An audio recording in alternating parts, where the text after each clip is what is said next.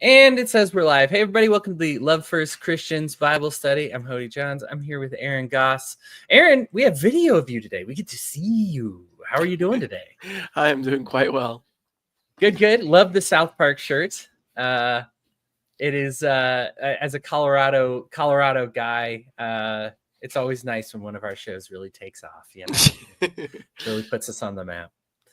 You know, back when the Broncos still sucked, all those years back, we people still remembered, you know, South Park. Back when, let's see, Rocky sucked, Broncos were losing Super Bowls, didn't have the Avs yet. Nuggets, of course, mired in mediocrity. We had South Park, and so we owe a lot. We owe a lot to South Park. I think that quiet mountain town. Yeah, that quiet mountain town. I can sing and say the words to probably the entire musical. I love it, and that makes me probably a little less of a Christian than some people, a little less of a hardliner. But there we go. Let's see. Let's go ahead and get started here with some Bible stuff. Aaron, was there one? I know you said you're 2 days behind on the reading. No big deal there, but anything that you at least read that you wanted to talk about? Oh, yeah. So let me go ahead and paste it. I was starting to make a list in the thing. Okay, so the first thing was I just posted random verses, but making Pharaoh's heart stubborn. We've talked about that before, and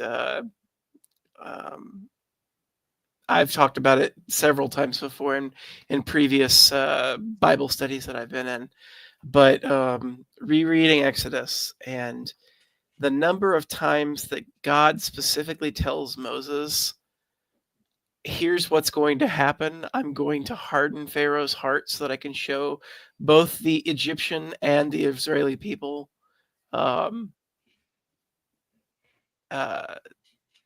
the majesty of my power or whatever.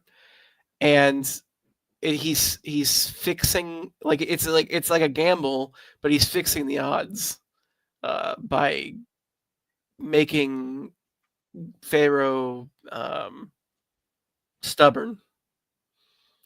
And it just sits bad with me, especially as things continue to worsen more and more and more.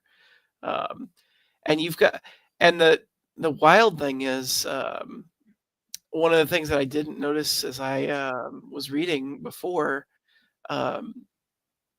was that God says that, or the Bible says that the Egyptian people are on the Israelite side. Like all of the Pharaoh's advisors are on the Israeli side.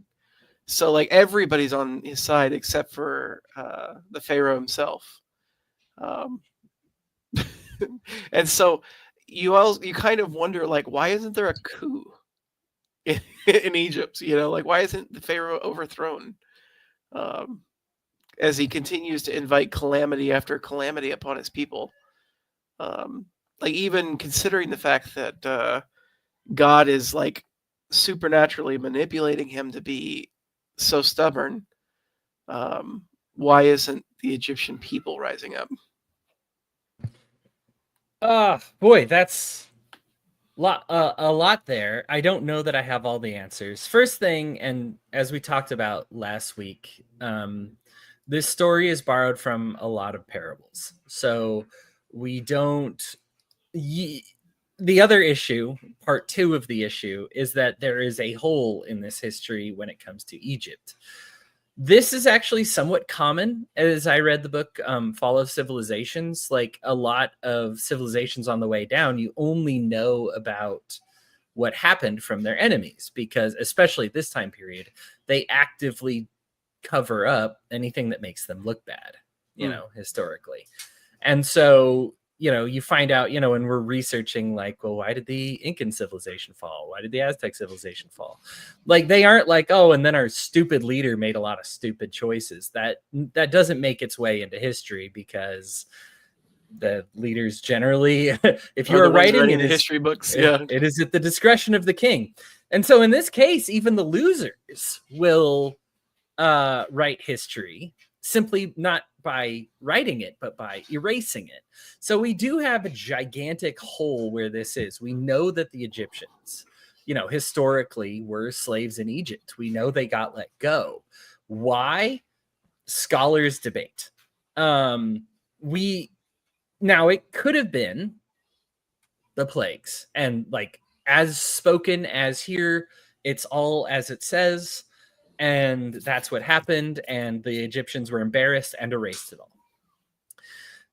Because if this is indeed what happened, I would be a little surprised, because many of these stories are borrowed by the Near East religions. I told people if they were interested, they could look that up. Last week, it's when you can Google search like Near East religions Exodus story and see what was borrowed from them. It is actually borrowed from several different faiths in the region. It's not like all Egyptian.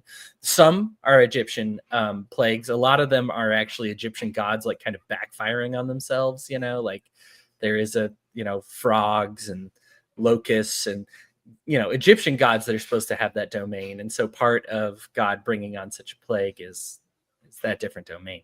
Now I'm giving you a long winding answer here because I'm going to explain why I also kind of dislike this as opposed to like try to defend this. The idea that God is doing this just so that everybody will know his power and make sure that Pharaoh keeps them enslaved, just even though he would let them go of his own volition, but God makes his heart hard so that he would let them go, is not something I really like. Obviously, people are suffering, people are dying. Like, let me keep these people as slaves so that I can kill all your firstborn children. And ultimately, we're killing a lot of people here that they agree, as you said, like they want the Israelites to leave as well. We can answer this politically, I guess, a little bit, that we have many examples of times when people are 90% in favor of one thing and the government wants something else, and yet the people still fall in line with that government. And it's something that I kind of relate to politically nowadays. There are things the government does where just, while 90% of your neighbors might be indoctrinated enough to look the other way, if they are actually forced to discuss it, like, I don't think anybody's going to talk about a drone strike that kills a wedding and no terrorists were at that wedding, right? Like, if asked to speak about it, they would just be like, okay, that was a mistake. We should not have done that. Blowing up a humanitarian aid worker offering water to people, like, I guess it was my an oopsie, difficulty with that comparison, though, is that Okay. in the event that in the situation you're using, you're talking about a situation where a drone strike destroyed a wedding half the Mhm. world away, or immigrants received food and water from like a road stop, or like a stop or something like that. Right. Both of those situations are extraordinarily divorced from the person that you're asking. Like they're not directly affected in any way, as opposed to the Egyptian situation where like they're repeatedly horrendously affected, like cataclysmically so. Like one of the earliest plagues, the turning the Nile to blood, Mm-hmm. it said that the water was blood for 10 days, and the humans could only go 3 days without water. Like they were having to like dig up the riverbed to try to find any scraps of water. Like that would have been absolutely devastating. Right. Like it's just wild to me that the story could take place as it says that it did, without allegory or anything like that. Sure. And have the people not revolt. Look at, I guess if we want to make it more personal, look at what's happening with medicine, housing, education, Sure. Things that are just blatant tyranny, mismanagement, hurts countless people, hurts all our loved ones, something like that. But I do think, and I think in that same vein, what made them look the other way after the 10 days is probably the same thing that kind of makes us look the other way now. Now that's my best explanation of it. I agree with you that you do think there would become a point where your water is blood, that you just kind of go like, okay, and who's the one saying we need to keep the people killing all my cattle and stuff here. All right, let's get them out of here, right? Like, Well, this and is no that goes good. into it, like, because I didn't order these in the like chronological order. I ordered Uh-huh. them by how the reading, Mhm. but that was one of the other things that I wrote about the Exodus story. I was like, why didn't Pharaoh just order Moses and Aaron to be killed? Like, like I wouldn't have expected it to work, but because God was protecting him and everything like that. But like the fact that it never even tried to happen is crazy. I mean, you got these two slaves that keep coming into your palace and ordering you around and killing your people, and he never once goes, kill those, kill those guys. Like they need to be dead. Yeah, reading in between the lines, Moses still does enjoy a position as Prince of Egypt. And so there is still one of the problems is that they've got the divine working against themselves in this situation, right? Like if the ascendancy and those on top of the, political government are divinely inspired, right? It's not as simple as just being like, oh, this is a really bad pharaoh, let's just replace him. Your gods have said he's supposed to be there. And so in the case of people like Moses, he has been handpicked to be in the position that he's in as a prince of Egypt. So it's not as simple as just like, oh, kill him, because that's an acknowledgement that ISIS and Osiris have really messed up, and so it's like why the Japanese people, well, here Hirohito, Right, right, led right, them to destruction, couldn't really, like, had so much trouble speaking out against them despite the immense personal suffering, because they were like, but the gods have selected him, right. like, and you add that element of divine part to it. I mean, we've seen this with monarchy for goodness knows, how many centuries or whatever, but you get away with a lot when you think that the gods have selected him. So that's how I would answer that. Yeah, no, that's fair. Yeah. It's also fair to be like, this story doesn't strike me as believable, and I'm going to chalk that up to parable. Yeah. That's my get out of jail free card for all of this. And it's not inappropriate. That theory specifically is well grounded in rabbinical teachings. So it's not like this is like an anti-Semitic or, far out there. When I studied theology, when we're studying religion, we have to talk about the Near East religions. You can't get through those without being like, oh, like the plagues of Egypt, and then recognizing, oh, the plagues of Egypt happened after this point. People recognize that this is a lot of studying here. We got Ron here. Hi, Ron. And we got Bray. What up, Bray? Hey guys. Hello to you both. It's good to see you all again. Yeah, let's see. I got here. one more Exodus thing. Hit me with Exodus. The last thing I wrote was Israelites are insufferable whiners in the face of God's miracles. Like, in their lifetime, they've witnessed about a dozen massive displays of God's power.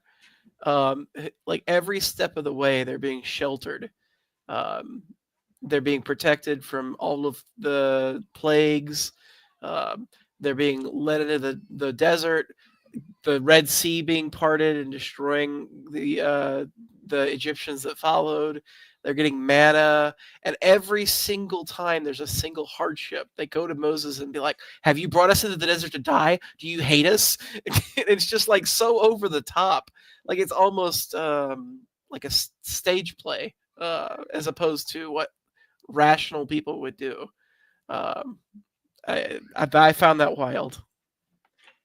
Yeah, it's being led. I think this is, to me, people think their faith would be strengthened if God just appeared to them, right? Yeah.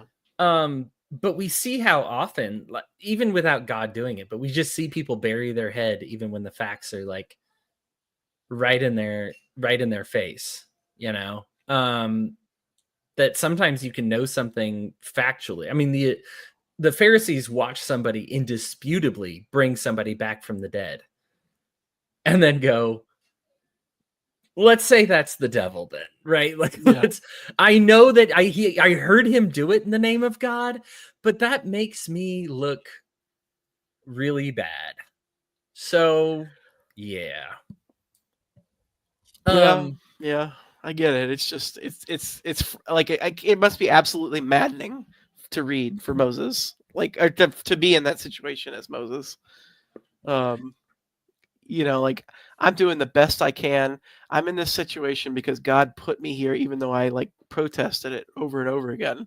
And these people, they just won't shut up, like yeah. If you are already sick of that theme, the rest of the Old Testament is not for you. This is about to get much worse. As Bray said, this is a people who went from nobility to obscurity to exile, and at no point learned humility. yeah. Yeah. Unfortunately, being God's chosen people goes right to their heads, as Jesus calls out. I think I said this last week, but I love how John the Baptist is like, who cares, right? Like that's not something talented on your part. God could turn the rocks into talking living things, and those would be his chosen people as well.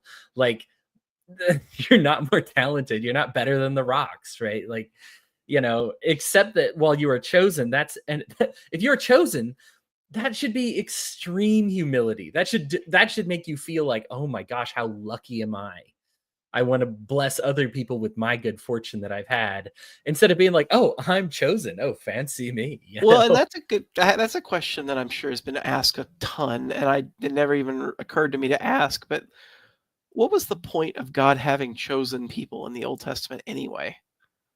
Like why would he do that? This is, I mean, the easy answer is that he chose the worst, literally inbred, literally backwoods, terrible, easy to dominate people on the borderline of being snuffed out, and chose to bless them. And in doing so, showed that he is God, and that he can, because if there were no God and natural politics was just all there was, they'd just be dead, right? Like, they would lose their war, they would die. They would be very quickly dead, like so many other tribes that lived and died in obscurity, and we'd never heard of them. This is just another wandering, nomadic, I want to say people, but small enough to the point where it's basically family at this point. And God's like, I am strong enough that I can make you last forever. And to show that it's not just survival of the You're not fittest. surviving It's on your own power. right. You're Yeah. surviving on divine power. That is the most common answer. I have a lot of other thoughts about that as well. Obviously, Jesus gives us many parables about how it's like, here's the one who came first and they sucked. And so now we're moving on. And so, you know, it's natural from a New Testament, from a Christian perspective, we kind of care more about the good news, which is that this is now accessible to everybody. Um, God trying to prove that he is God by keeping these people from death, I find to be inspiring. I think it's great. For people who do feel like the odds are stacked against them. I think in many modern ways we can look at all those who are more powerful than us and just say, like, wow, what a terrible, like, we're gonna lose. But with God on our side, we won't lose. And I do think that that's a good thing. It's a good lesson to learn. And then that brings me out of all of that's the end of the Exodus stuff that I wrote down, and then I wrote down then Peter came to him and said, Lord, how often should I forgive someone who sins against me? 7 times? No, not 7 times, Jesus replied, but 70 times 7. Classic verse. It's wild to see the juxtaposition between the God of cruelty and malice that Christian nationalists seem to follow, versus the God that Jesus talks about. That juxtaposition, like the fact that someone commits a crime, even a capital offense sort of crime, and the Christian response, like the evangelical Christian response, is throw them away, lock them away, throw away the key. Yeah. They're doomed. They deserve everything they get, and Jesus wouldn't have done that, at all. Yeah. Yeah. I actually kind of like wish there was more examples of Jesus interacting with prisoners specifically, which I understand like why there wouldn't be, like, because prisoners would have been under Roman law, and he kind of stayed away from the politics aspect of it as much as the Pharisees would allow him to. Right. But Yeah. yeah. I mean, there is some bit there with prisoners, like the people that he was hung with, the people that he was put on the cross with. Mm-hmm. Um, you know, but Yeah. yeah. Yeah. God is a God of forgiveness. I think it's when I was reading this, and we opted to do the Old Testament, New Testament, Psalms and Proverbs all together, right? When I first started reading, I was kind of like, I wish this was kind of chronological. It would make it so that maybe I should have just gone straight through the Bible or whatever. Mm-hmm. But I think this is actually really good for me because like I'm able to look at the new covenant and the old covenant side by side and just being like how did this lead to this? When you talk about like the forgiveness aspect of it and how that is so at odds, how we treat our enemies as Christians should be unlike anything in the world. It's a different system that we're on, and there's so much historical precedent that it works. It's just used so rarely because it is not thought of as a valid tactic. Loving your enemies is not something that's considered all that valid.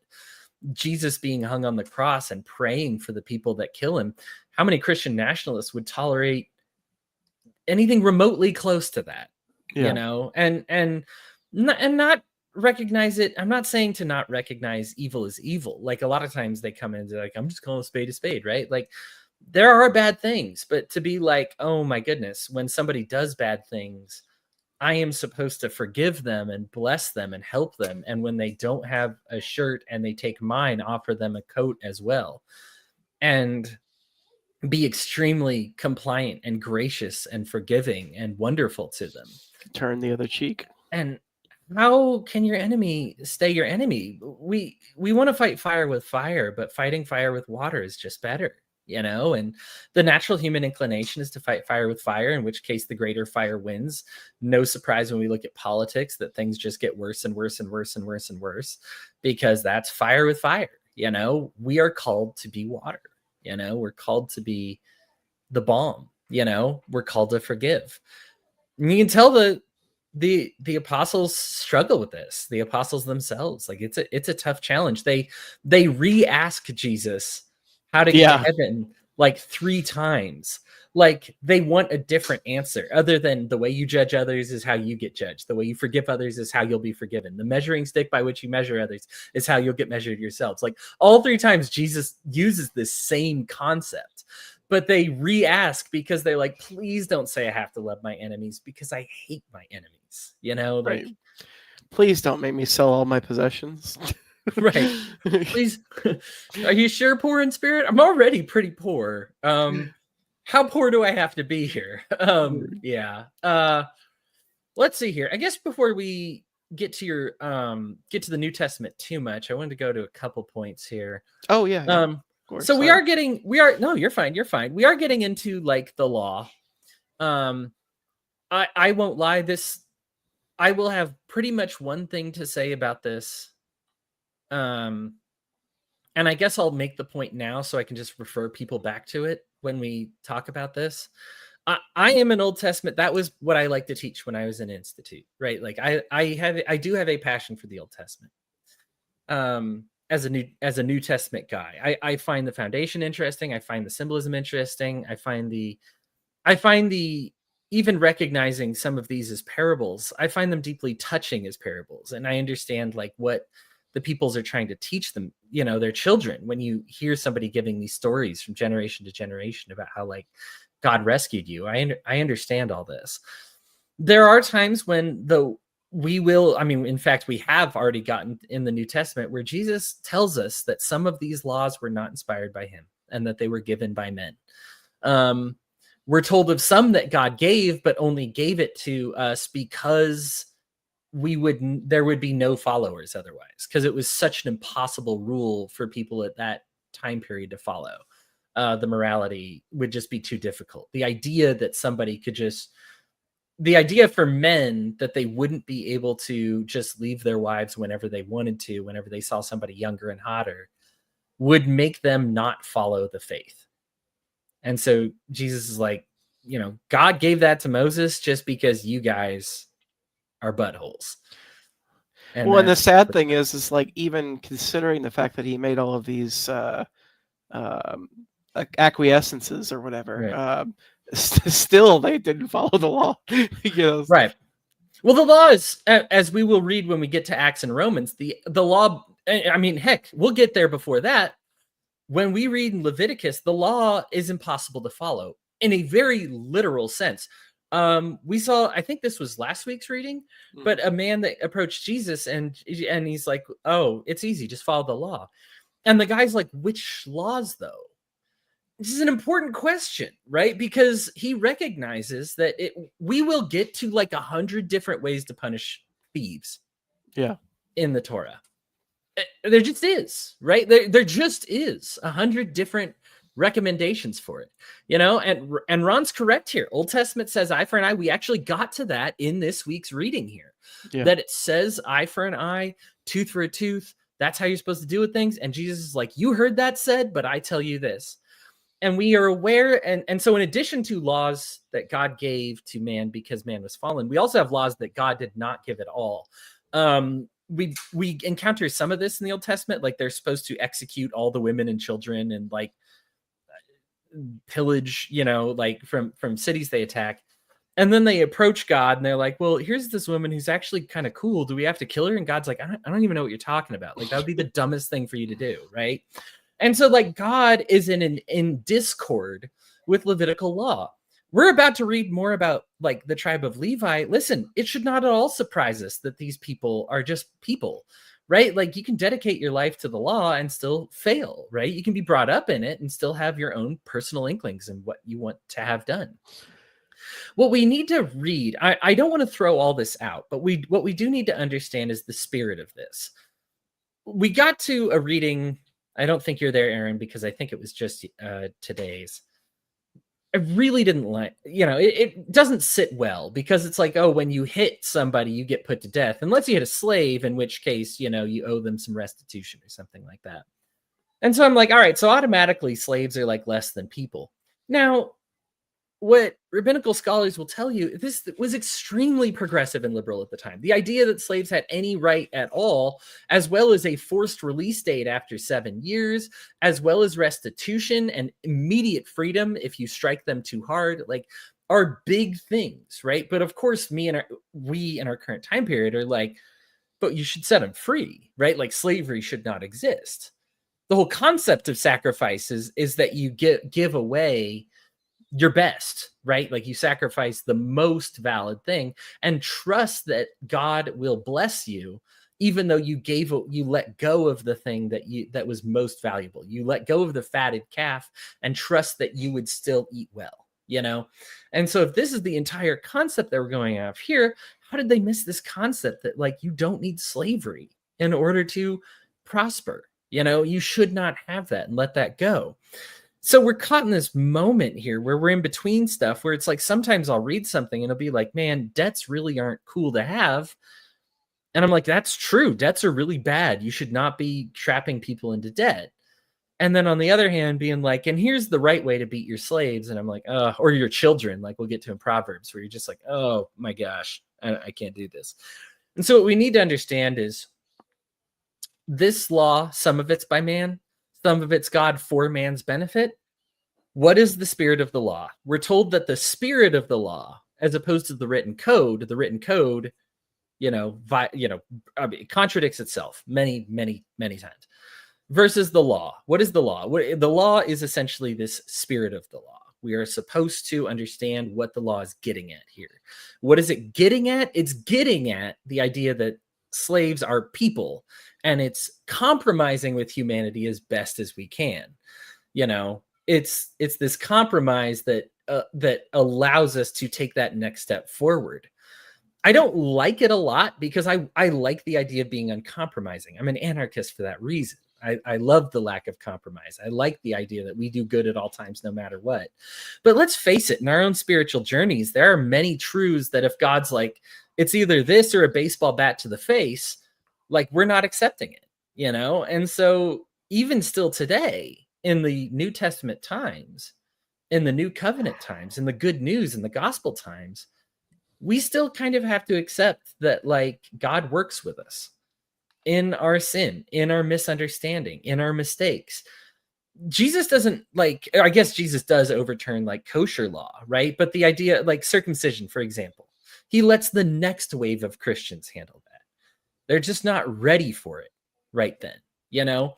And then what goes beyond kosher law? Well, if we talk about this widening of God's mercy as a concept, then all of a sudden it's like, okay, so I understand like this probably extends. Jesus said the Holy Spirit will tell you a lot more that I can even tell you now, right? Like there's just more to learn. There's more to come. What does this mean for gay people, divorced people? You know, other things that we didn't get to. We never overturned the law about not mixing fabrics, right? Like where are we at on that? What does the Holy Spirit tell us? Do you go based on the spirit of the law or the letter of the law? Jesus breaks the letter of the law many times. It's impossible to obey the entire letter of the law, but he keeps that spirit of the law all the time. The eye for an eye stuff, he cares about justice, right? Like you can't get away with killing people and then not, like, I understand why eye for an eye is very comforting. I want to know that if somebody hurts me, they don't get away for free.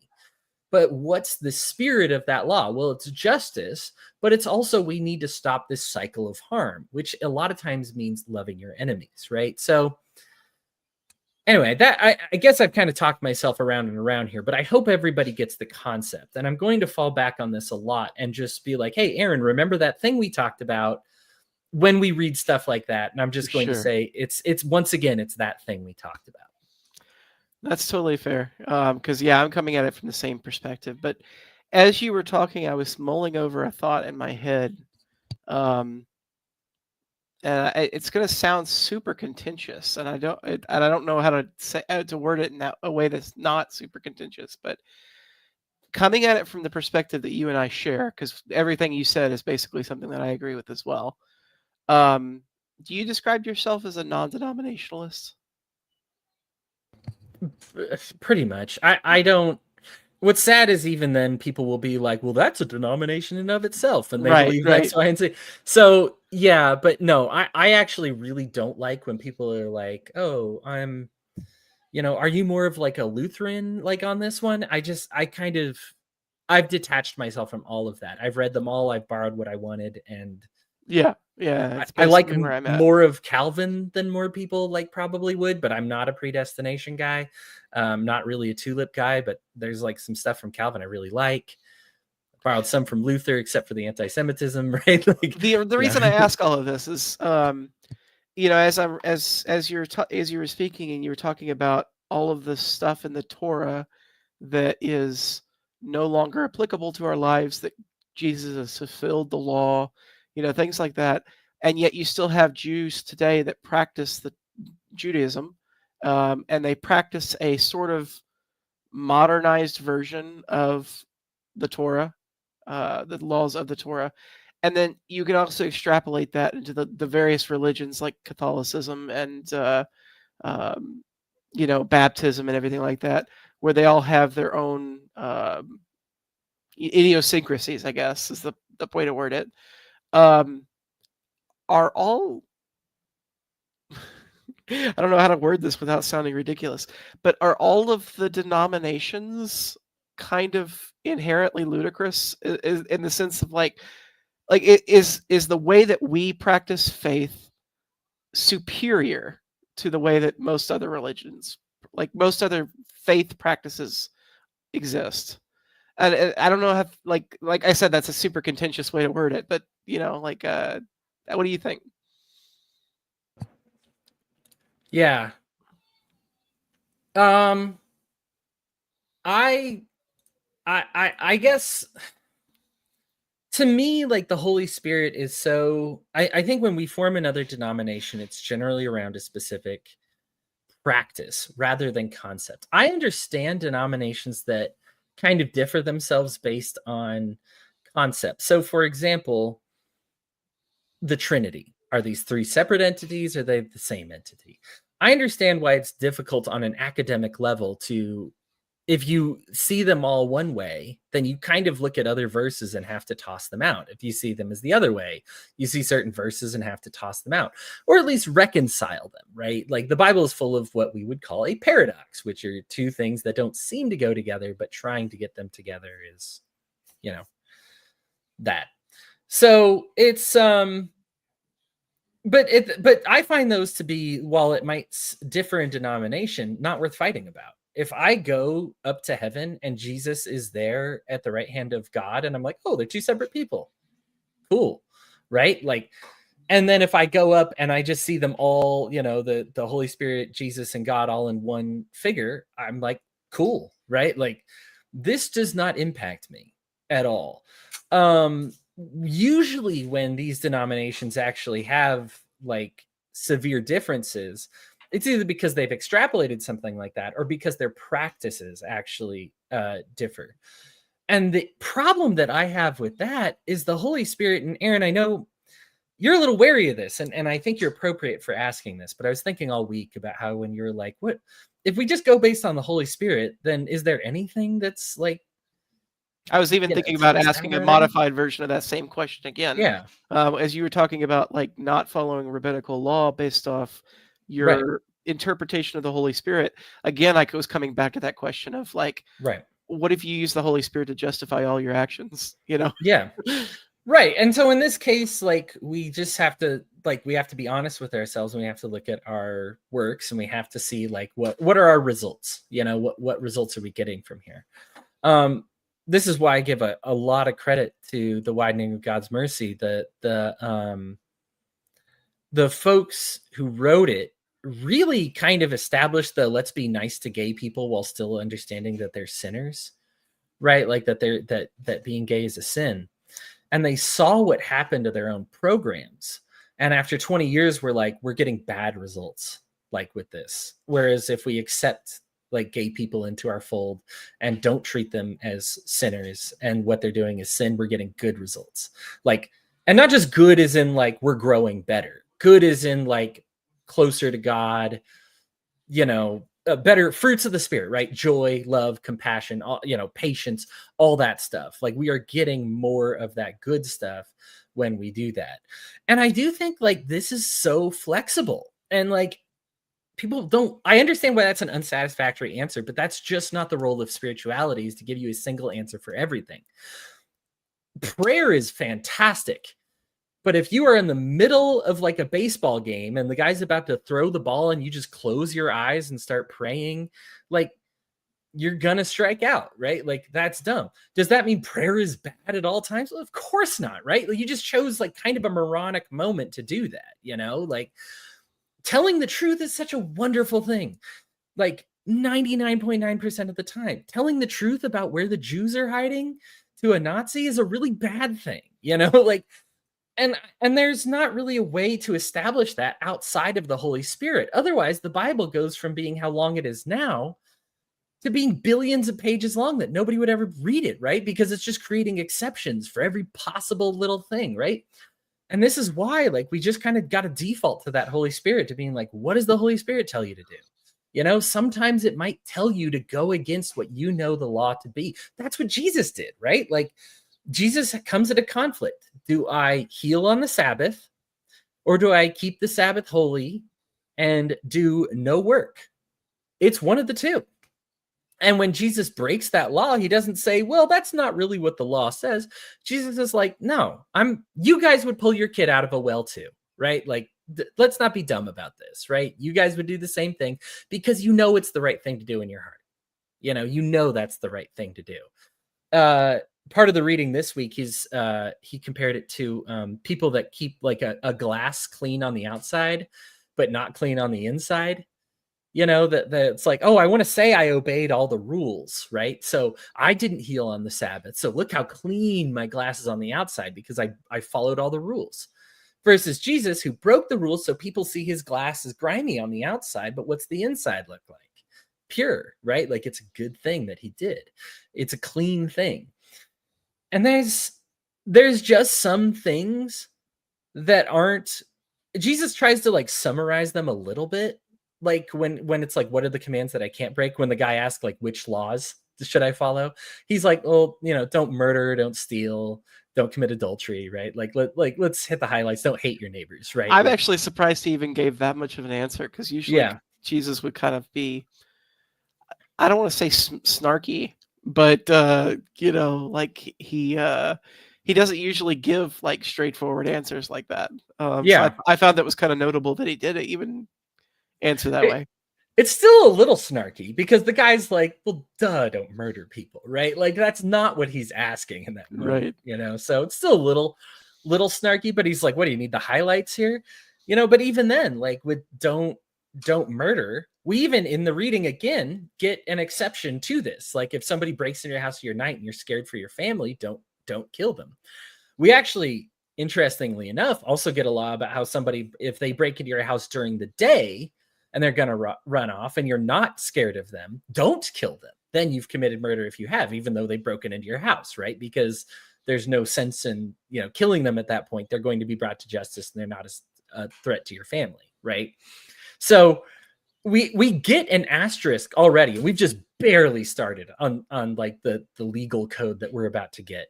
Both in Numbers and Leviticus, right? And Exodus has some, but we're tip of the iceberg on this one.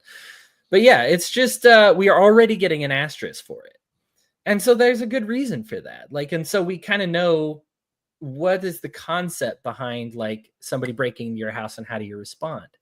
Well, the important thing isn't to develop literally 1,000 laws to react correctly in that situation.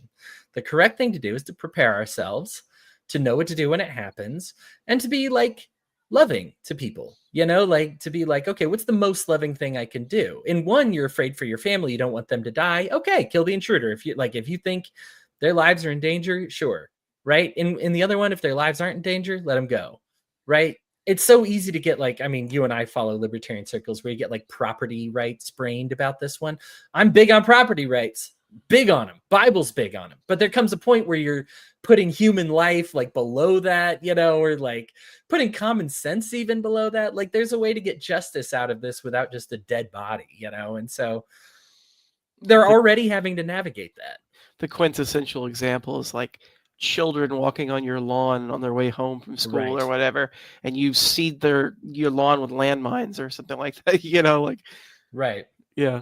Right. And we go, well, that's all right. And it's like, okay, but you're a bad person, right? Yeah. that's not how Christians behave.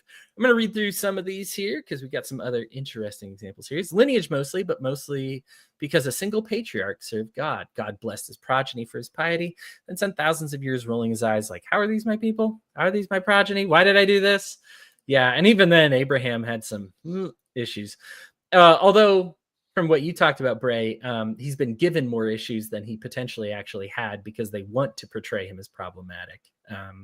We talked about that in an earlier episode, so feel free to go back if you missed that one. Abraham in the land of the Philistines bows in courtesy, respects their law, makes sure he repays gifts to not be seen as a grifter. Everyone descended from him. Do whatever I say or get clapped. Yeah. Arminius found the balance between the two, and Nicholas slugged him for even saying it. Ron says competitions began long ago, politics and religion, etc. That has definitely been something that's just ingrained in humanity. Jesus getting snarky and short with people for asking ridiculous questions are some of my favorite verses. Yeah. We have Jesus telling off the Pharisees this week. I'll go ahead and skip to that since we're moving to the New Testament anyway. Yeah. In my head, this was a shorter verse.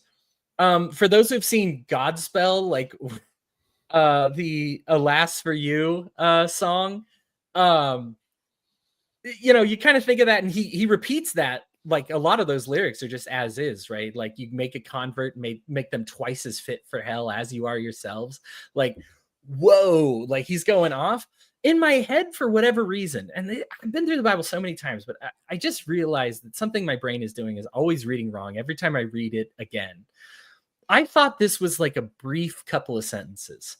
This is like, it's a long passage of him calling out the Pharisees and teachers of law as being viper's brood evil, wicked, bad people. It would be one thing, and I think this shifts where I've kind of been coming at a little bit, that Jesus speaks on it if he has to. I do think Jesus is speaking on this that he has to, but I think a lot of times we get sucked into the I'll say something bad about Biden or Trump if I have to, if it becomes a real problem, right? Like if it's really in my face.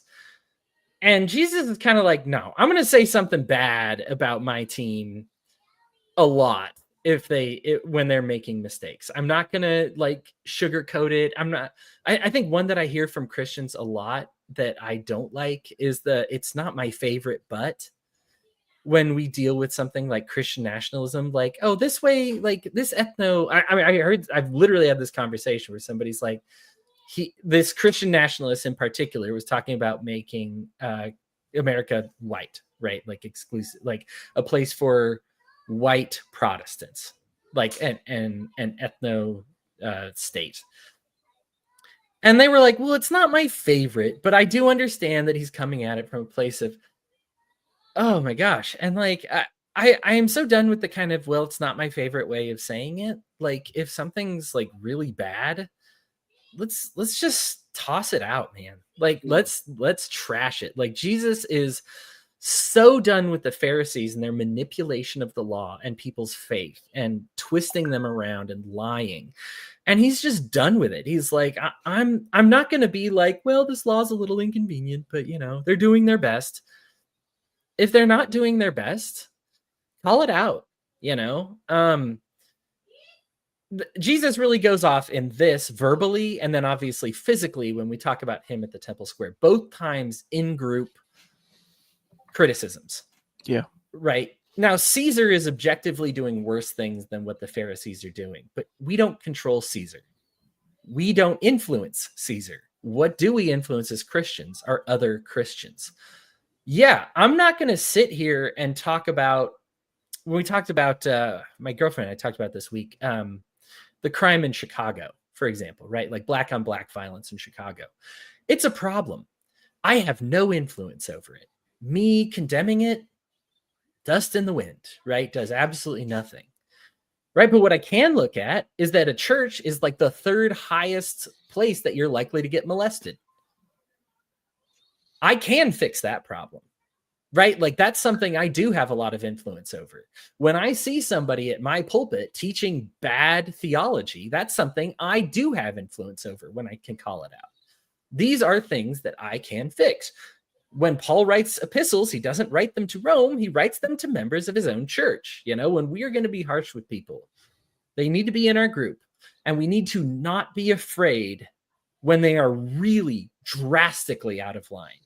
Now, I am very sympathetic that the Pharisees included Nicodemus, a man who I love, who we have a lot of history about. I know that there's been a lot of desire in our group to read about Nicodemus, and I think maybe when we finish the Bible this year, that'd be something we lead off with next year. I have a lot of love for Nicodemus and his situation and his story. But Nicodemus is part of a bad situation, and Jesus did not get Nicodemus to question himself by towing lightly with the Pharisees, you know, by saying like, listen, you are part of a group that is evil, man. Like they are doing really bad things, you know, and you need to start thinking about this, you know, and I think that that's good, you know. I think that's an important thing. And this passage with Jesus telling off the Pharisees, there's not too much to extrapolate here. It's all easily condemnable things. We've talked about it a million times about manipulating the law in order to put yourself on top and other people on bottom. Specifically Pharisees and teachers of the law, because this legal system is teaching to prioritize, you know, people's property over people's lives, people's wealth over people's love. You know, it's not at all Holy Spirit guided. And so like all these are things that I've talked about kind of ad nauseum already. I don't necessarily need to waste our time continuing to do that. But I think what I take away from this is the tone and how Jesus is like, no, this is like Satan. This is satanic, right? This is not just like a little bit of a misstep outside of God's law. This is Satanism. He calls them vipers brood, right? Like twice as fit for hell. Talk about how the devil's in their hand, or they're in the devil's hands. They are the hands of the devil on earth. Like, we need to be able to say that even to people we love, even to our own groups, that when they misstep, and actually for following Christ's example, especially and perhaps only to our own groups when they misstep. Aaron, any thoughts about that? Well, I was wondering, are we gonna, as we get further in the year, are we gonna cover the letters that Paul wrote to like Caesar? Are we? I'm making a joke. I'm sorry. Right. When does that letter come up? Like, dear Rome, I really don't like the whole lion thing. If you would, Paul does like prison reviews. Right. Yelp reviews on the different prisons that he goes to. These are all 0 out of 5 stars. Didn't recommend. The acoustics in the one were actually really good while we were singing praises in the cell. So, if you're gonna go there, cell block D, try to get yourself thrown in there. That's the way to go. Let's see. I got another one here. Okay. Jesus cursing the fig tree. Okay. Kind of more of what we talked about with Jesus really putting to bed the old covenant and replacing it with the new covenant. The tribes of Israel, Israel itself is compared to a fig tree in the Old Testament. And this is actually prophesied by Jeremiah, who talks about the fig tree that produces no fruit. And so Jesus curses a fig tree in the desert, kills it off, that is producing no fruit. Explicitly, for those who know, striking, and as apostles would certainly know, as Jews themselves, striking dead this idea that there are like my people, and that like we're going to be the ones producing fruits forever. That he's just like, no, leave them behind and let's move on. It's a very literal thing that happens, but it is parabolic. I know we've kind of been through a story like that before, Aaron, that you talked about. But yeah, like it's an actual thing, but it is a living like symbol. It's a living parable, similar to like Ezekiel's visions, that may be literally what he sees, but there's also like there's an idea behind this that's happening here. And if you're producing no fruits, you're struck dead. God's law is a blessing to those who practice it, and a blessing to all around us who practice it. As Bray was talking about earlier, you can bless your future generations by your righteousness.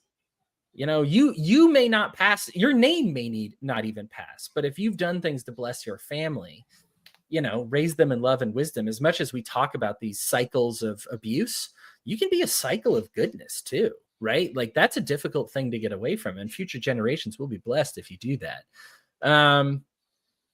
Yeah. So yeah. Any thoughts about that one? Pretty quick for me. Yeah, I don't have anything to add on that one. I did have 2 more from the New Testament. Hit me. So one was the parable of I don't remember what he called it exactly, but the parable of the wage workers.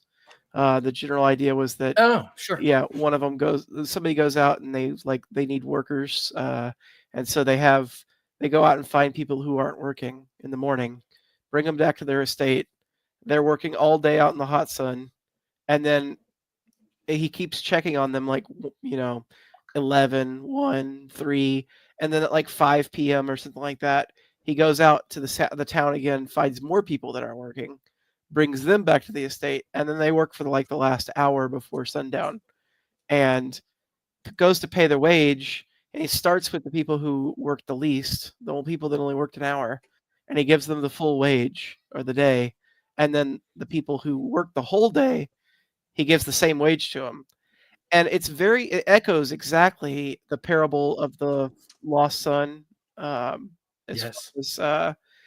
But for some reason, despite the fact that I understand what the symbology of the story is, and I like the parable of the lost son, this one just doesn't sit right with me.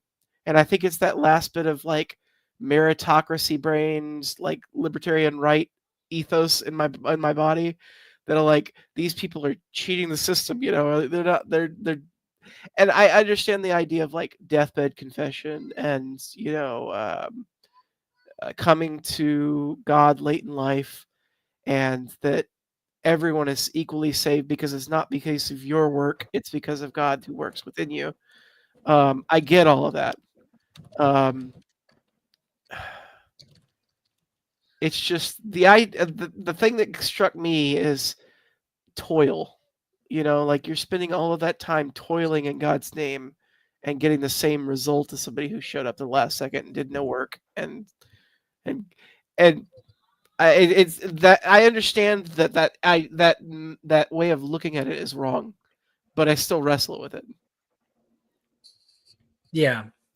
Yeah, it's tough. I think all of us can relate to the older son in the prodigal son. I think all of us relate to the wage workers who worked, if they say $100 if you work all day, and then the next guy gets $100 even though they were there a shorter time. We all relate to that, right? A little bit. And so it's a challenge the way the kingdom of heaven works. We see this a lot with people being like, so what? I can live a life of sin and then on our deathbeds be like, man, I really regret everything I did. I wish I lived more for God. And then we both go to the same heaven. I get how that doesn't seem fair. One of the things that we need to juxtapose, and one of the things that's actually explicitly spoken in the prodigal son, but not in this passage, is the joy in the word. When you are, it's not just the payment, right? It's not just the money. This is actually something that the son sees is like the way that the servants are rewarded, with like their money and stuff. But what is it, the blessing that he's really missing out on?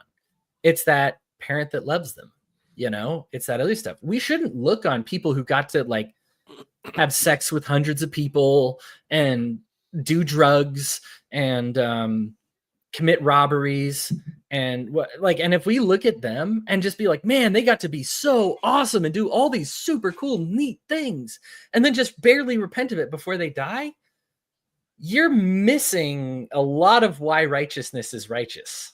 Yeah, I think that's the reason that I believe in the parable of the lost son versus this one. It's the, like, you can understand why the older son in the parable of the lost son was ungrateful.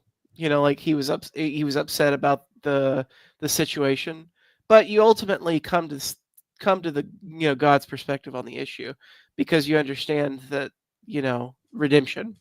Whereas with this story, it's just portrayed as toil. Like, it's just portrayed as unpleasant labor, and I feel like that parable kind of undersells the value of trying to live a virtuous life in all the time.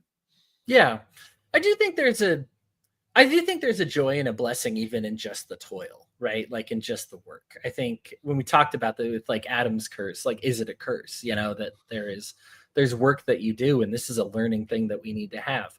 People who like work out, at some point, it goes from being a chore to being something you look forward to doing when your mind is right about it.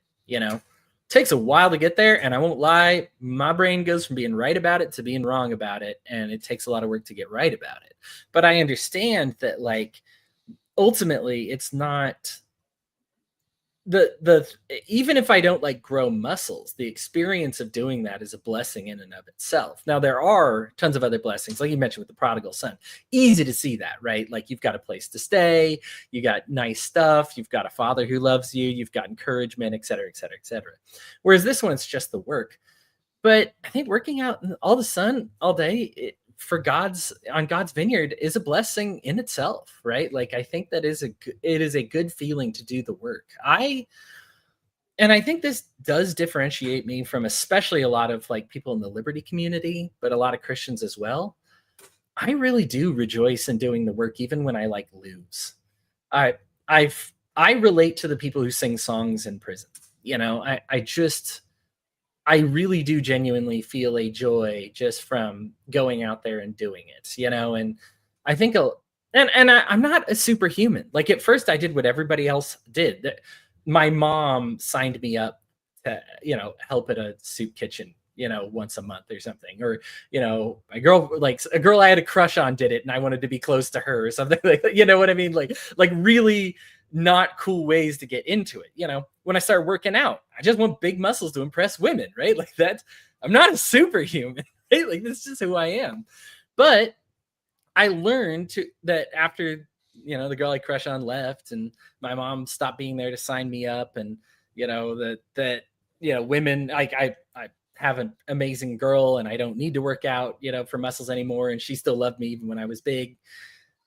I still find myself drawn to all those things, and there's a joy in when I do those things, and actually a sorrow when I don't. I feel like a lot of depression, anxiety, anxiousness. I get caught in a lot of sins too when I think they talk about like idle hands.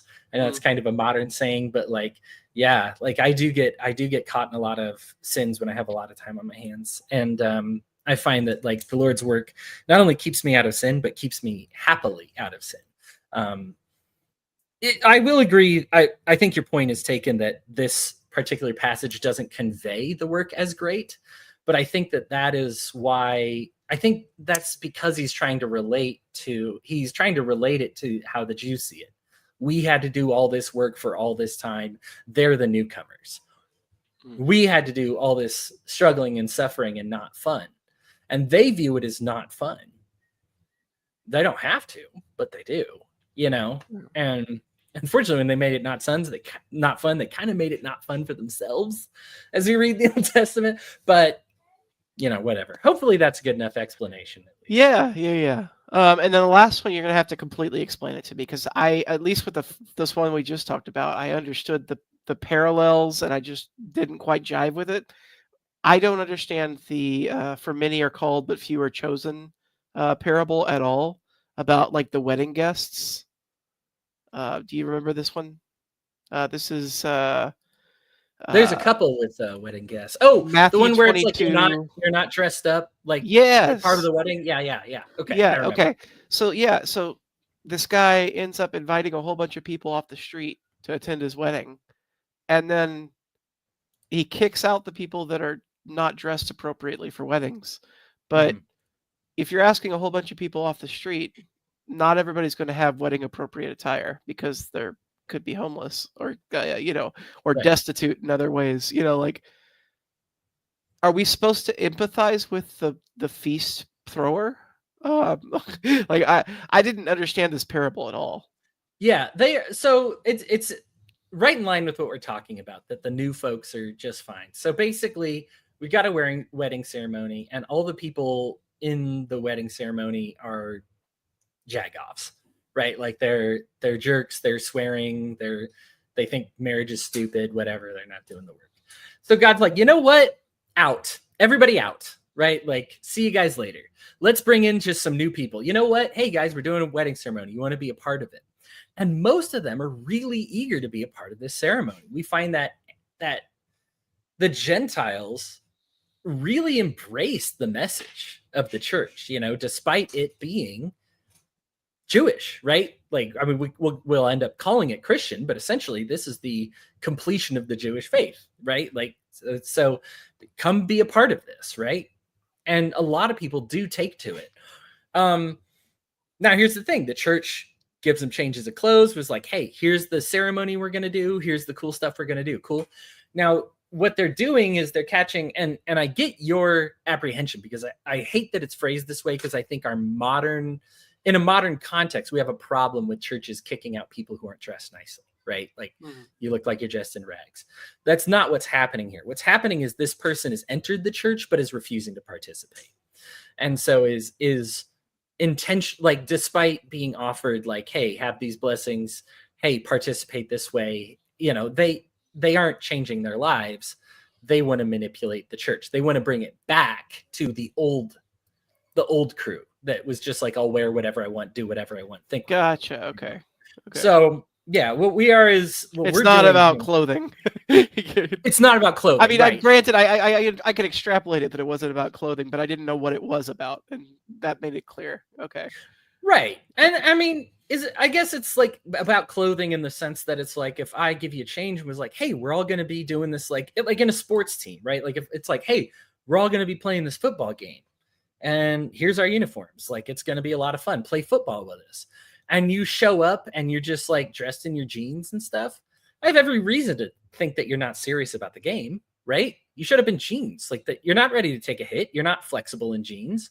You know what I mean? Like you didn't show up to play football, right? Like when you're in church, you're there to learn about God.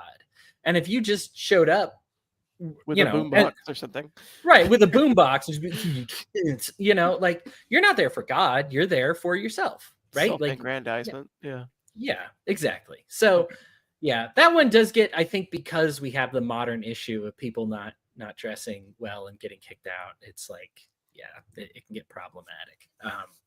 But yeah, let's see. I had a couple other notes. I know we're past the hour here, and we have a lot to talk about as far as current events go.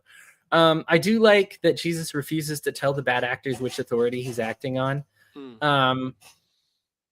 There comes a point where the Pharisees just want Jesus to slip up. They want him to fail. And there's a reason why Jesus isn't just like, oh, sure, God tells me to do all these things to them. They are there to get him arrested politically. They are there to try and make him embarrassed and look stupid socially. Jesus does not play their game. He just says, I know what you're trying to do.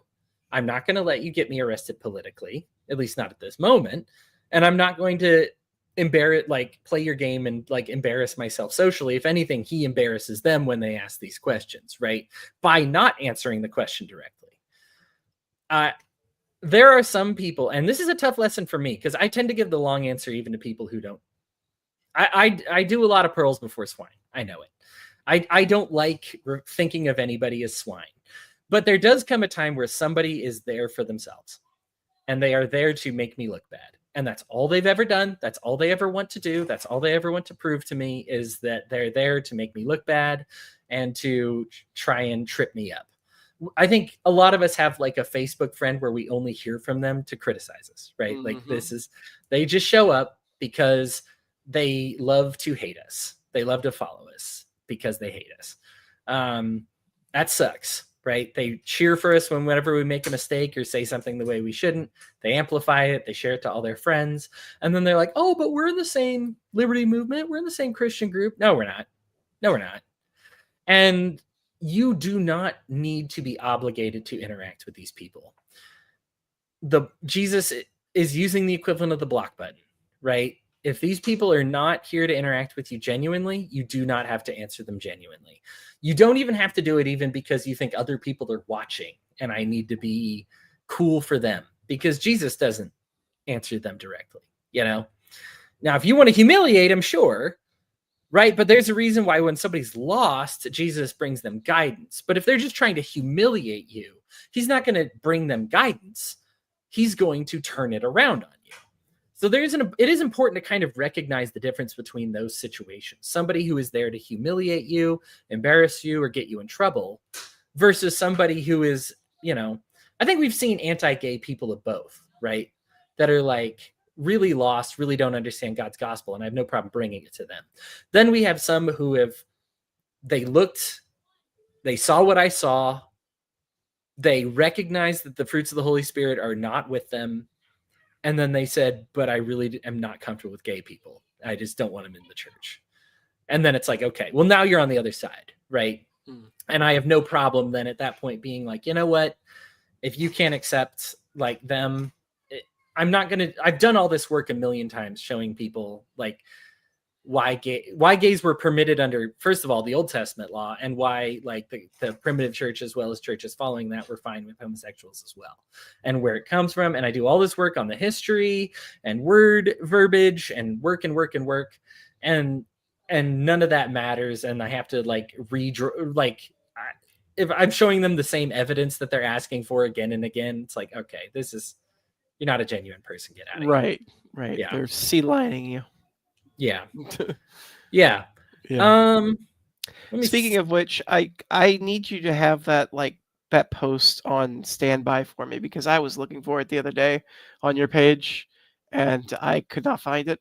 If you could Why homosexuality is permissible, or why it's specifically the word choices in the Bible mm, and that sure, whole analysis you did, if you yeah, could like pin it to your Discord somewhere so I could reference it, sure. because I have to reference that post like probably once every couple of months, and finding it is always difficult.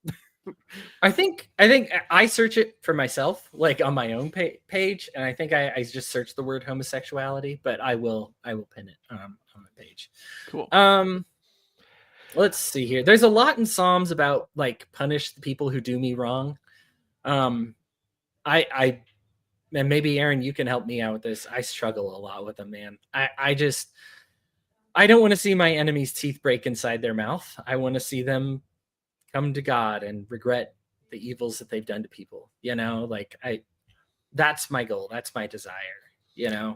Well, and this Psalms is actually another one where that's one of the sections of Psalms that we read this week was the one that I always confuse for the Lord's Prayer. Um, you know, Oh, uh, David's prayer or whatever it's called. yeah. He maketh me lie down in green Yeah, pastures. yeah, Yeah, yeah. I shall not want. Yeah, yeah. We got to that one. It's a simple one. yeah, It's a good one. I'm glad that one's more famous than the one about like killing your enemies and stuff. But yeah, yeah. um, yeah.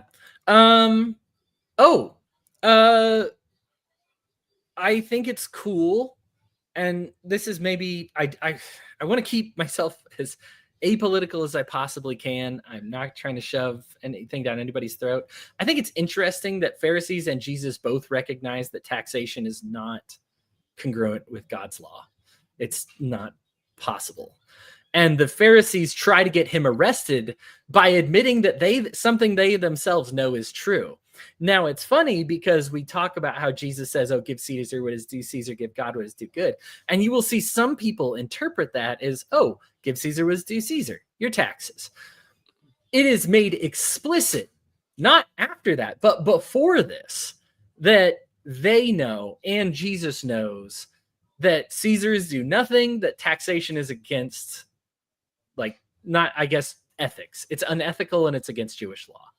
Um, there it is. I think I keep explaining that verse, and I think of the story, and then I explain what that means. But it is important to understand as a ground foundational level to reading that give unto Caesar what is due Caesar, give unto God is what is due God, is that the person who speaks that, as well as the one he's speaking that to, recognize that taxation is unethical. So, and not just unethical, not compatible with Jewish philosophy. The reason being is that the Jews want him to either say, yes, pay your taxes, and then then the Jews no longer like Jesus anymore, or that he says, no, taxation is theft, it's illegal, And then or he it's gets not, arrested by and then Rome. he gets arrested, right? Yeah. So there you go. Being slaves. Okay, I think we covered everything that I wanted there. Everything else is just discussions about Current events. yeah. I've got a bridge topic between current events and the Bible reading. I just wanted to say I joined a group. The first meeting was Saturday last week, and it meets bi-weekly. And the goal of the group, and this is probably something you did something very similar in seminary, is to how to read the Bible. It's the specific book that we're reading is called Grasping God's Word. If you're familiar with it, but it's literally a textbook that they teach in seminary school, and we're going to be working our way through it. And I just thought it was interesting, and I thought I'd bring it up to you. That like the first section that we read this time was all about choosing what translation of the Bible that you want to read, and like the pros and cons of different translations, and the literalist versus like the word for word versus the thought for thought, breakdown. And yeah, I don't even think anything notable to say at the moment because we literally just started. But I plan on bringing some insights from that and trying to figure out like how that relates to what you experienced when you were in seminary Yeah. at a later date once I get more classes in.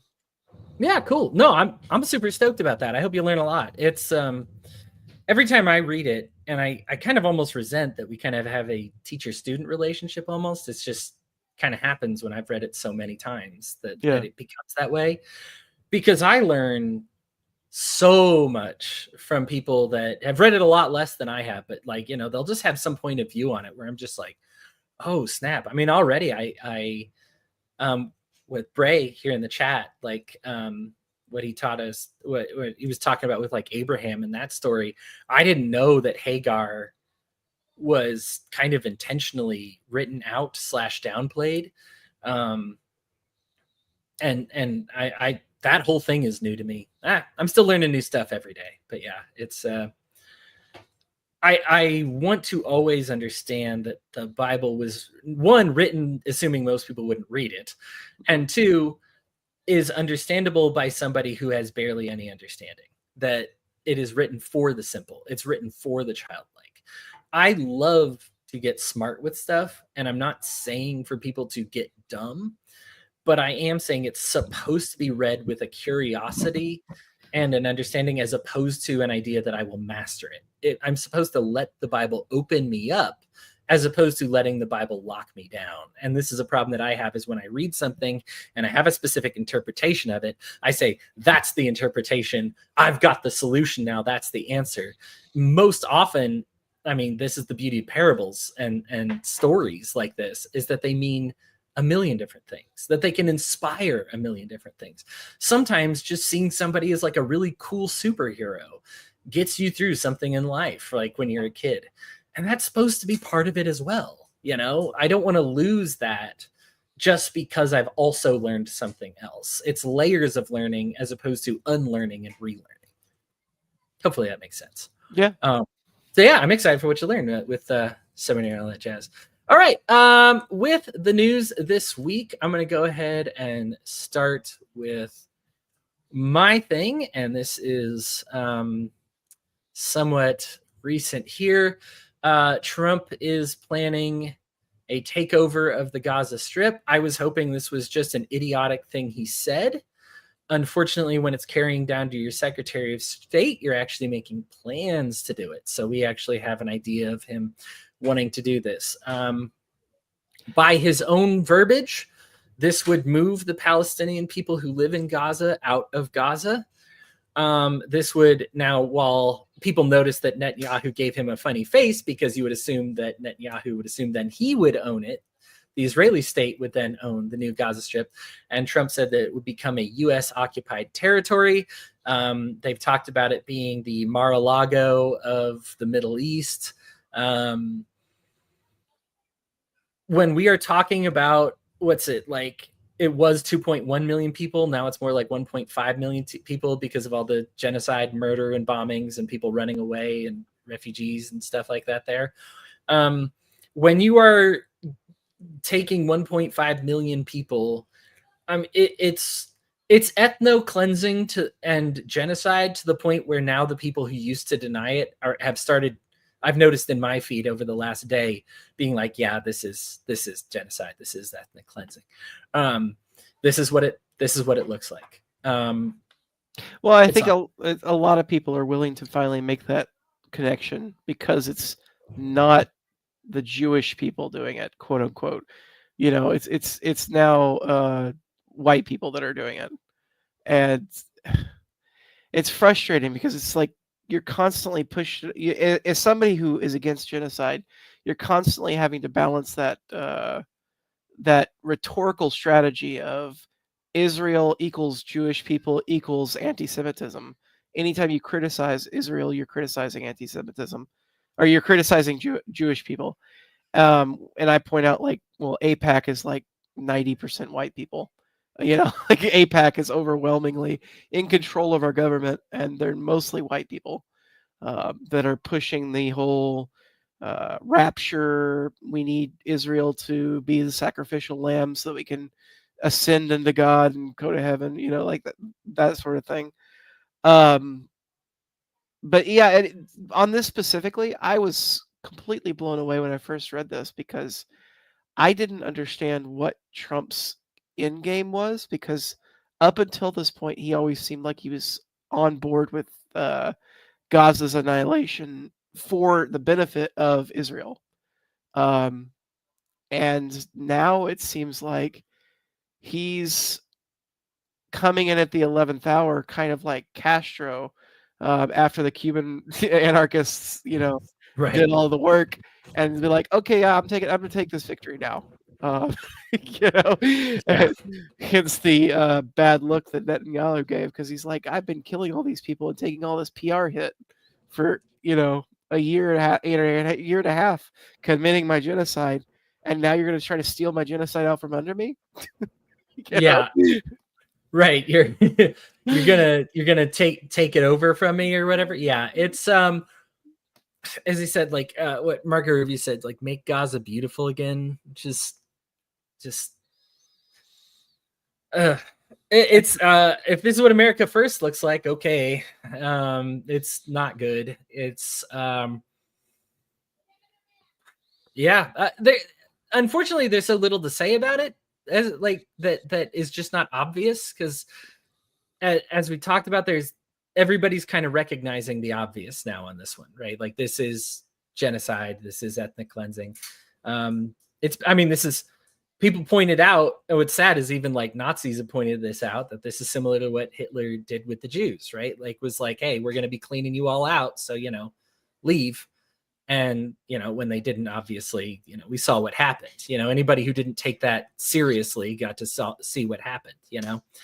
When you are kicking people out of their homes and out of their lands, and just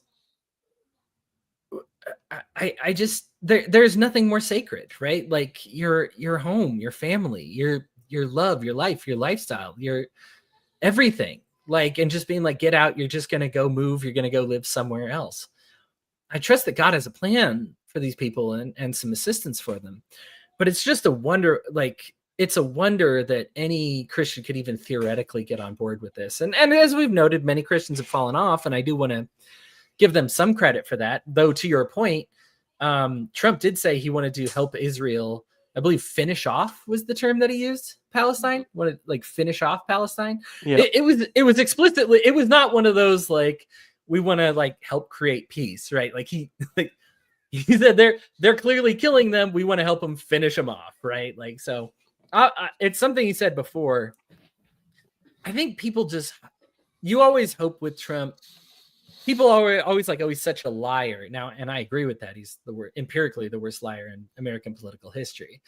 But you hope he lies about some of these things. And when he's not, like that becomes the real terrifying thing, that this was one of those things I was hoping it was just like that. Bluster. Carry a big stick. Don't speak softly. Carry a big stick, but don't use the big stick. Kind of saber rattling. Yeah. Yeah, saber rattling. And unfortunately, it appears that that's not the case. Now, maybe like the tariffs with Canada and Mexico, where he threatened to put them up. Canada and Mexico responded by saying they were going to do absolutely nothing new at all.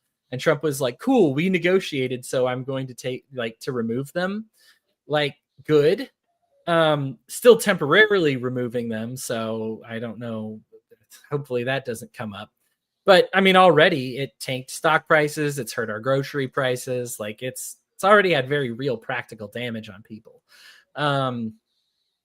Yeah, so you just hope that it's kind of in line with the tariffs, where he LOL JKs this. JKing about genocide is never cool, and as I think I've talked about this last week as well, but Julius Caesar loved to do the ceremony where he would like somebody would offer him the crown and he'd turn it away, and people cheered when he turned it away. Julius Caesar was waiting for the moment when people cheered for him to take the crown. So like, even if he doesn't actually do it this time, he wants to do it. He's dipping the toe in the water, right? If there's backlash, then he's going to be like, oh, I'm not going to, as a populist, he's going to backtrack and pretend he got exactly what he wanted out of it. But he's hoping for little backlash. He's hoping that people shut up about it. He's hoping that people cheer him on and say this is going to be for the best. And so even if you think he's not serious about it, this time it's more important than ever to tell him no. That way, next time people can be like, "Oh, that was actually really unpopular. We really can't do this." Aaron, any other further thoughts about No. that? The thing that was coming to my mind this last week is the Elon Musk situation, with the fact that he now has a team of like teenagers that have all of our social security numbers now, and absolutely no accountability. Yeah, I'm gonna look up a story with this one here as soon as I can, just to give people a look on what's going on here. But yeah, basically a team of, the names were leaked and people are talking about if that's what's doxing anymore, right? Like we've had sides It's talking about nothing who anymore. is doing it. Yeah. We're entering a period where like no one has any informational security at all anymore. Like at least there was the veil of the idea that you could be secure on the internet, but now, Yeah. I mean, literally teenagers that have no security clearance whatsoever are being given access to, with no congressional approval, no judicial approval, nothing. It's just Elon Musk stomps in, takes over. He starts getting his kids to, not his literal children, but children that are working for him. Yeah, yeah. So one thing, I am going to toot my own horn for a little bit, because I understood this correctly and it's come true. When the executive order is issued, it is not perhaps immediately legally binding. However, it is legally protective. So if you break the Constitution in order to comply with an executive order, even if that executive order turns out to be unconstitutional, it is not something that can be punished. Maybe the most obvious for this is the mandates for COVID and the lockdowns were ruled unconstitutional. But because there were executive orders by Donald Trump, coincidentally enough, to have them happen, then there actually is no punishment because you were complying with an executive order. Your only punishment is if you continued to do them after they were found to be unconstitutional. So what is happening here is indeed unconstitutional. It should not be happening. You could even argue that it's not really in the spirit of the executive order, but as long as you can say that you were trying to comply with an executive order, in which case this one, limiting government, shutting government down, you can do anything. Now, of course, the executive order was not to shut government down. That's a story I'm going to get to later. But yeah, so what's happening is people who have no authorization to be looking at your social security numbers are looking at your social security numbers. The counter to this that I've seen has been, yeah, but nobody, like, I never voted on these people to see my social security number either. Sure, but how do you fix evil? Do we respond to evil with evil? Do we just show our social security number to more people? Because, hey, these people got to see my social security number. Why not these people? Nobody should be seeing that, right? Like, this is not the government's business to spy on you, to get all the information that they have on you. At least, I know that people are going necessarily. There's some people are going to disagree, but at least the people that previously had control over that data were not explicitly politically aligned.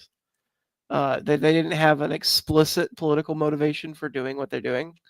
Or if they did have an explicit political motivation, it was unyielding centrism. It's like that bureaucracy of evil sort of, way, as opposed to, we're going to use this data to screw over our enemies. Yeah.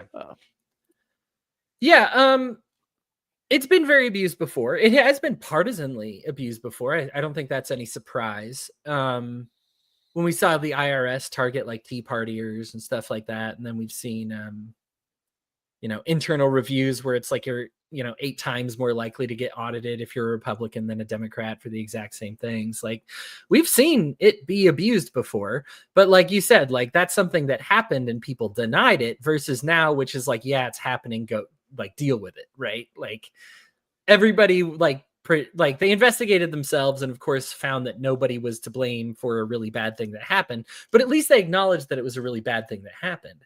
Right now it's like, yeah, they're taking your information. Oh, okay. So now we're just admitting it, right? Like we're to the stage, we're past saying, no, this evil thing isn't happening. Well, it really is happening, to saying this evil thing is happening and you can suck it, right? Like that's kind of where we're at here. So I have a couple of real stories about this. I have a friend who works for the government. He's actually a psychologist, and he does studies. Like he his real passion in life is like doing experiments, right? Like testing things and seeing how people respond to certain things or whatever. And so he gets all these emails, and they are largely, for those who haven't seen, this is a story as well, you can see this, that you get like these AI generated emails have started to come up. And they're very, like, if you've seen AI write something, it's obvious. It's funny. It's why I, as a writer myself, as a professional writer, am not at all threatened by AI's writing skill. You're like, are you scared you're going to get outsourced? No, I am not. Not even a little. Well, okay, so It's here's not even close. I want to interrupt you real quick because Sure. the frustrating thing is that you may feel like you'll never be gotten rid of as a result of AI because your quality of your writing is so much better than AI. Yeah. What I really am worried about is whether the people that make the decisions end up deciding that they're not willing to pay the premium for the quality of your writing, Sure. and they'll just start serving slop and expecting people to get used to slop. Yeah. Yeah. If people, that will be a heck of a stage if we ever get to a point where people are okay with slop. Now, I write about a lot of things that involve both opinions and information. AI can generate an opinion, not well, but they can. It is really bad at putting together information. So, for example, as somebody in the video game industry, for example, if I write a guide on how to, or on, let's just say which swords are the best in melee melee weapons in Space Marine 2. Let's use that one. And I write a guide about the efficacy of each of the melee weapons in Space Marine 2. And AI can look at the same numbers and everything that I have and just jostle and put them together, develop an opinion. The problem is that people will then use that. And there is a lot of blowback if you give like a bad recommendation. Now, it might have all the information correct, but to be like, oh, the hunting knife is the best melee weapon in the game because it's the fastest, right? Like, and speed matters because there's all these little things. It is not the best melee weapon in the game, but an AI could easily think that, just based on looking at it on a computer screen. I, having played the game, knowing the information and knowing what gamers are looking for, know that that's not good information. And so there is blowback. Now, could there get to a point where we stop having blowback and just people want that information? I don't know, because I think the problem is that anybody looking up that information cares. They want to see it in practice, right? They want to go into a battle, win, because they're getting quality information. Whereas if you go into a battle and you're using the worst weapon in the game and get your butt kicked, then there's hell to pay, right? Like, if nothing else, even if they don't respond angrily, they will stop going to this AI source for information. It's I don't want to say it's nothing to worry about. I do think it's something to worry about. I do think that there is a tendency to serve slop, and people have kind of sucked it up. You've noticed with canned like ravioli, right? It is not the canned ravioli from when we were kids. There is more liquid in it. There is more water. There is less yeast. There is less meat. There is less cheese. There is more byproduct. There is a lower quality there. And if you turn up that temperature slowly enough that people just kind of boil like the frog in the water, and so it is something to be vigilant of. I guess I'm explaining why I'm not afraid of it right now. If gamers stop caring about how good they are at video games, I will be in trouble. Thankfully, I don't see that on the horizon, but it's possible. Yeah. Anyway, what was I talking about? The AI systems. Let's see here. Oh, Yeah, so they get these AI generated emails, which are terribly written, sloppily written, talking about how like, hey, quit and we'll pay you, kind of thing. He's also been asked to remove his and made it look like it was an official email, but of course it comes from some farm thing that's spamming information out to all federal workers. Then like you have to remove your pronouns from your bio, and you have like 1 week to comply or something like that. He just got that a couple days ago. The communication systems are just awful with this. So he has had to like deal with like these little teenagers trying their best to like shut things down, as like, and they're doing it in a very, I have no doubt that these teenagers are prodigies and they're very gifted and smart. I'm not saying I would do a better job trying to spam government workers to get to try and make their pronouns disappear, because I'm aware that I can't actually make them not do it, right? Like I can just tell them to do it and make it sound super serious. Terrorize them, yeah. Right, terrorize them and scare them. So they're doing the job that they can do, but it's just it's embarrassingly low quality. I am sure some of these emails will be getting like leaked or something. If they can, I believe it's still illegal to share, like if you work for the government, this kind of email, which does suck. But like I believe that it will only be a matter of time till we actually get to see them, and they are kind of hilariously poorly written. Yeah, one of the teenagers is like named Big Balls. Like he's one of the people who now has your information. If you've ever, it's funny because it was the Department of Treasury. Yeah. So if you've ever filed your taxes, they have your information. I'm like, well, that's everybody, right? Like that's everybody. Yeah. That's everybody. So when they're like, okay, it's like some people may have had their information like gathered. And I'm like, oh, who are those some people? And I mean, but like, what are the everybody. odds that if you get, hundreds of teenagers to access treasury data, that none of this is ever going to get leaked to like the dark web and everything like that? And like that all of it's going to remain within this, all of the information is going to be contained within Elon Musk's little network. And not used for immediate retaliation on political ends for decades to come. Yeah. Yeah. Yeah. I mean, Big Balls is Canadian, so that's something to kind of even better. They're not even Americans. They're not even Americans, right? Like, so foreign entities now have your data. Yeah. Like I said, not constitutional, is protected, will be protected by executive order. Of course, this will be halted eventually by the courts. But for now they can do it. And the problem is exactly like the lockdowns and mandates with COVID, eventually unconstitutional way too late, right? Like ruled way too late that it was unconstitutional. I don't like, this is unconstitutional. That Blue Sky tweet you just scrolled past, why on earth should I give my money to Elon Musk and his band of skibbity Hitler youth? That's pretty good. Yeah, there's some good ones here. Elon Musk chose them because of youth and lack of experience, so they can be a yes man, bit like sending lambs to the abattoir while they're making a big mistake. They may well regret it. The main culprit is obviously him. Making them furious, or Elon Musk, but making them furious is a good idea. May well deter more volunteers. Yeah. So yeah, like people, and now people are saying it's doxing to leak the names and fate of these kids that are doing it. But I mean, what they're doing is illegal.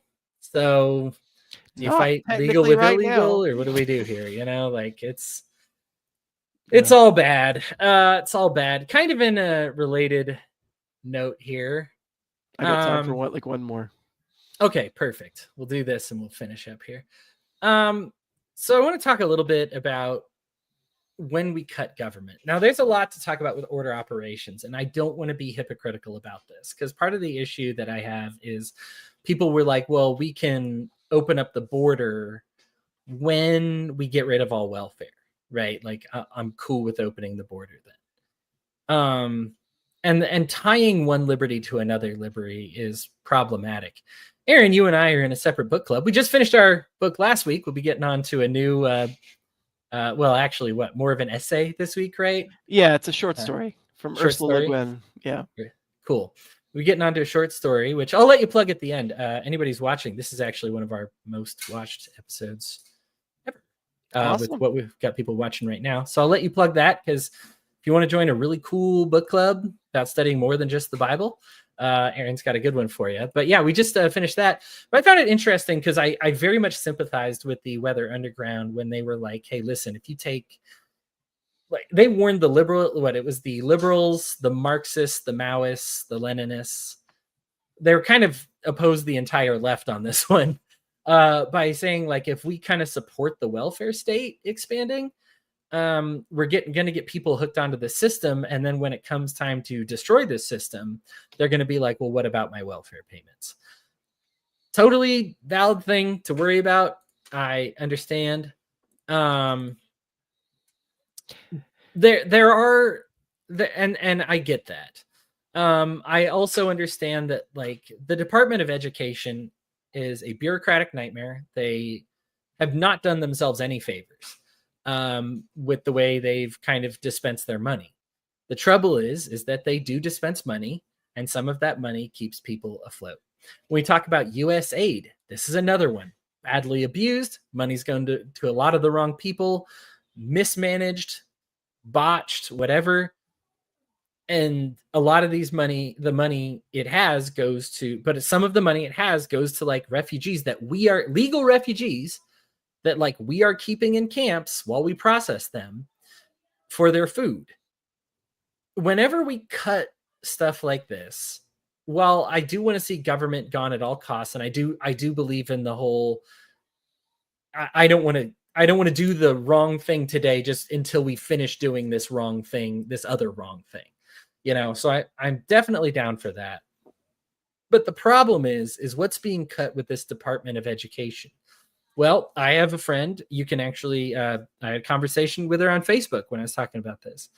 Her disabled child is losing his check, right? Like, for education. That's going away. She's already got a letter notification that her last check will be her last. Now, as far as if this is one of the teenagers that's sending her that as like a warning, or if it's actually going away, we'll see. But it says it's like, this check is your last one. So, you're on your own from here on out. Okay. Now listen, the Department of Education takes an average of, like, it's like $2,000 something from every household every year. If they just gave everybody back the $2,000, fantastic, right? That would actually be more than, like, what she's getting, right, for the kid. That's not what's happening. What's happening is, you'll notice if you look at the debt clock, spending continues to increase, right? We are spending more money. So all of this stuff that we're downsizing, just think in your head, okay, the refugee is no longer going to get food that we're keeping in a camp. His food thing is gone. Whatever he's going to do for food, he can not be a refugee anymore and go back home or something, but whatever. Like, he's not getting food anymore. And my friend over here is not going to be able to get special education for her child anymore. Those were easy to cut, right? They're gone. They're going away. We're getting notifications that they're going to go away very soon. But you'll notice that neither one got deleted. USAID is actually getting incorporated into the State Department. And so the State Department, and you'll note here, is still, in fact, authorizing $1 billion worth of not just arms sales, but new arms to Israel. Now, the big thing about that is usually arms we give them, like, our stockpile, right? Like, Right. what we always say with, like, Ukraine, like, we're just giving them the old stuff that's not going anywhere. So it doesn't really cost us all that much. We are giving them new weaponry now. The other thing that we're doing is Donald Trump just lifted the ban on 2,000-pound bombs. So now they are allowed to Bunker busters. Right. Bunker busters blow up. In a nation with no bunkers. If you thought the collateral damage from the hospital was bad before, buckle up. Now they've got a new weapon for them, right? So here's the thing: is what's happening is, the best analogy I can make for this is, the government is taking the money that it was giving, the pennies that it was giving to Friar Tuck, and hiring a second sheriff of Nottingham. Mm-hmm. So the one is not only vastly more expensive, which is why you see our spending still increasing, it's going to increasingly worse things. And the real tragedy here is that that people are hurting, man. Like disabled kids, refugees, and stuff. If you're gonna do all these other evil things, like support rich people and bureaucrats and wars and all this other stuff, and the least you can do is at least not have the people on the bottom fall off the map. Yeah, our mutual friend JC Oh just yeah. recently told me that uh, because of some federal program ending, he's now having to financially support his disabled uncle or grandpa. I'm not sure exactly what, who was on Meals on Wheels. That program's ending, so now he's going to try to shoulder the burden for them um, as a result of that program being ended. Yeah. Yeah. Meals on Wheels. Like, think of what is in Trump's sight when he's downsizing government. First of all, government is growing. As I mentioned before, you can keep track of this in real time. We're spending more, right? Trump is increasing the spending. So whenever you see a decrease, just think, oh, okay, he's spending more elsewhere. You say with the magic trick, don't let your right hand lose Right, track of what your left hand right. is doing, right? Like, this is the trick, right? But at the very least, he's owning the libs, so there's that. There is the and I know you got to go, so I'll go ahead and wrap it up with this. There is Yeah. the meme going around that is unfortunately getting shared by a lot of conservatives, which is like, I don't care if I have to pay $10 an egg, it was worth it to own the libs. It really, like, it honestly sounds like something like a lefty would have written You're about the right. right. It sounds like something I would write to make fun of Trumpers, and they're just saying it. Yeah. Yeah. Yeah. But that's basically it. Bray, I just scrolled down, saw you got a lot more here. My apologies for not getting to you here. The world's full of Jesus says the world's full of dangers. Carry a sword to protect yourself in the wilds. James says, I have the sword to protect me. Should I get a few hundred more and join the insurrection against Rome? Jesus taking a drag and taking a long, deep breath. Yeah, that's enough of that. Yeah, apologies for the late contribution. I'm deeply conflicted about what's happening in Gaza. It's not like it's a great idea, but it's no different than what Carter did in Grenada or Clinton did in Kosovo. No one called either of those interventions genocide or ethnic cleansing. I will pause there and say, yes, some people did, especially in Grenada and Kosovo. Those are ones I even remember from my childhood, but there are some people that will argue it. Now, I will say, I want to blame the left, although the left is the one that's called him Holocaust Harris and Genocide Joe. So actually, the left is a little consistent about this. Do they have a blind spot when it comes to, of course, wars, immigration? 100%. After Obama, like 100%. There's no real faking it anymore. I understand why it's frustrating, but it is there. And yeah, we should call it out every time we see it. The media is vigilant about it. The media really good about calling out human rights violations at the border. They're once again good at it again after 4 years of destitute silence, right? Like, it's embarrassing, but like a common refrain that gets brought up is, why do you care so much about Israel with what's going on in Syria right now? Why aren't you talking about what's going on in Syria? And I think that goes back to a conversation we had earlier when we were talking about the Bible, with Paul and Jesus. mm-hmm. You criticize your own. You don't criticize the other. I have no control at all, even as little much as I have control over what America does. But I have no control over the Syrian genocide. Right. Like, that's not happening under America's auspice at all. Yeah. As opposed to Israel. Like, we are directly funding Israel. Like, I have control over what my country is doing, to the extent that American democracy even means anything anymore. Right. But influence starts small. Like as Christians, don't get overwhelmed by all this stuff. When I have had small victories at a community level with my family, with my friends, and honestly, I consider it a life well lived. Big revolutions don't happen until a lot of small revolutions happen. So keep speaking out, keep blessing your families and all that. Aaron, anything to say? Oh, pitch a book club, and then we'll get out of here. Oh, yeah. So if anybody's interested, I am on Facebook, I'm on Twitter, I'm on Blue Sky, all of those under Aaron Goss. Like, my name's on there on the record. And I would very much like it if you reached out to me. I've got a Discord channel that I can invite you to through Hodie's Discord, and I would love to have you there. We have some great discussions. Yeah, really awesome stuff. Everybody, thanks so much for joining us again. Like I said, one of our most popular episodes, and we only grew and grew and grew in viewership. So I really appreciate everybody watching right now. Bray, thanks for your contributions. And I wouldn't accuse you being a hypocrite. I understand. It's a frustration I share when we talk about like, well, why is it suddenly genocide one day and not genocide the other day? I remember the day they became concentration camps at the border, and then not concentration camps at the border, and then concentration camps at the border again. It sucks. It sucks. But part of Christianity is recognizing that consistency, and unfortunately, Christians have coalesced around Trump, and that means we have a lot to do. That's somebody in our sphere of influence that we kind of need to work on. Yeah, Aaron, thanks again. Everybody, thanks for joining us again this week. Look forward to reading the Bible with you and looking at current events, and hopefully a little more good news next week. So Aaron, thanks again. Everybody else, have an excellent week. And we look forward to seeing you all next Wednesday. Bye, everybody.